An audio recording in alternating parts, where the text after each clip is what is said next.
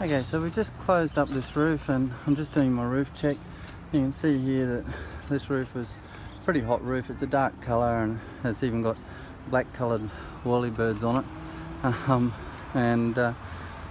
But this is this one that had that light showing through in the roof, and I'll just go over here to where it was. You can see the bedding and the pointing in this roof's not in good condition.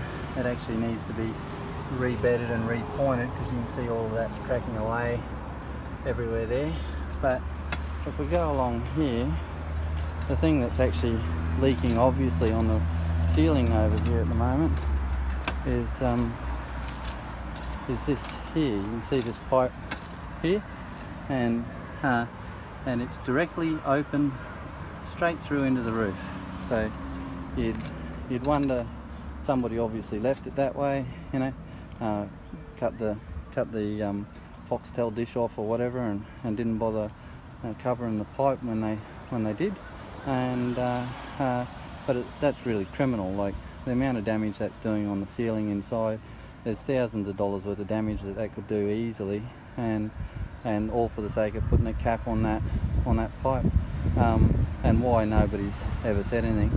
But what'll happen is I've had lots of customers that have got a little problem like this, and then they call a roof contractor out, and the roof contractor will tell them, oh, you know, the whole roof needs to be replaced and it's all bad condition and that's what you need. But really, this should just have this one tile here pulled out and replaced, and that flashing taken off and the whole lot unbolted and pulled out of the roof, because it's obviously not being used anymore, and then it'll be fixed. So it's probably a fairly easy repair.